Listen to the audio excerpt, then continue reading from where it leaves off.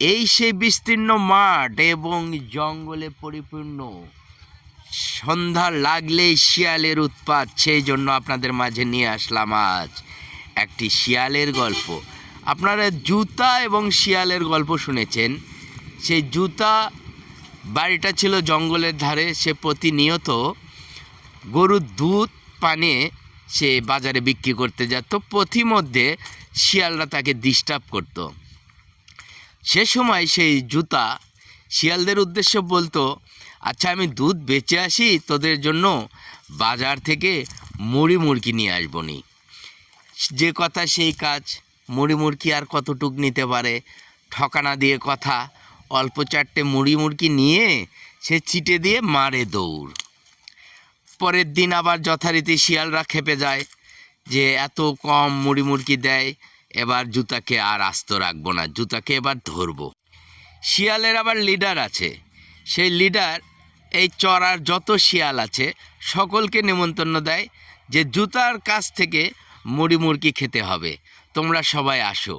বেশ সকলেই সকালবেলা উপস্থিত হয়ে যায় সেই জঙ্গলের পথিমধ্যে।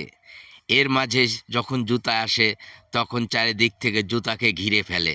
শিয়ালরা বলে, তোর সকল দুধ বিক্রি করে যদি আমাদের মুড়ি মুড়কি দিস তবে তোদের আজ আস্ত রাখবো, তাছাড়া তুই আজ যেতে পারবি না।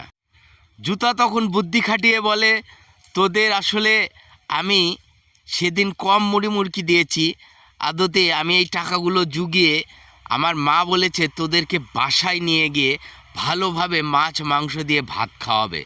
তোদের আগামীকাল দাওয়াত থাকলো, এই চড়ার যত শিয়াল আছে সকলে মিলে আমার বাসায় আসবি এবং নেমন্তন্ন থাকলো, আমি তোদের নেমন্তন্ন দিলাম, তোরা সকলেই চলে আসবি।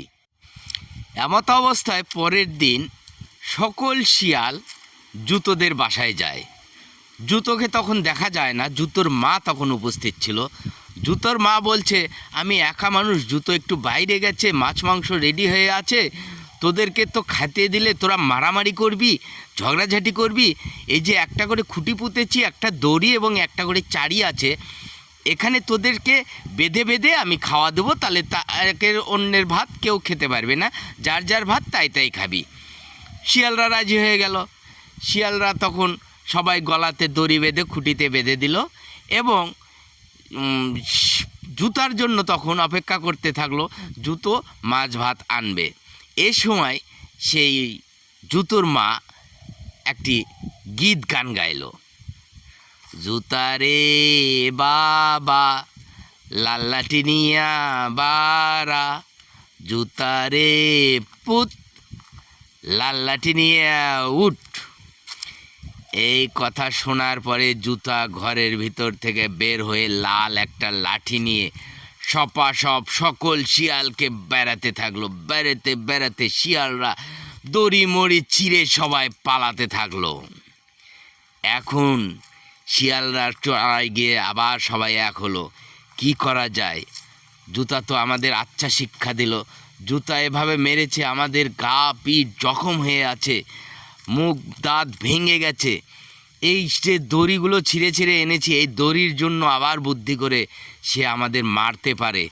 এজন্য চল সকলে মিলে আমরা দড়িগুলো জমা দিয়ে আসি। যে কথা সেই কাজ। দড়িগুলো নিয়ে কেউ আর রাজি হয় না। তখন সেই লিডার পারসন বলে, দে আমাকে দে, আমি যে দড়িগুলো দিয়ে আসবো। প্রিয় বন্ধুরা, এই গল্প যদি আপনাদের ভালো লেগে থাকে, শিশুদের মজা লেগে থাকে, তো আমাকে লাইক কমেন্টের মাধ্যমে জানিয়ে দেবেন।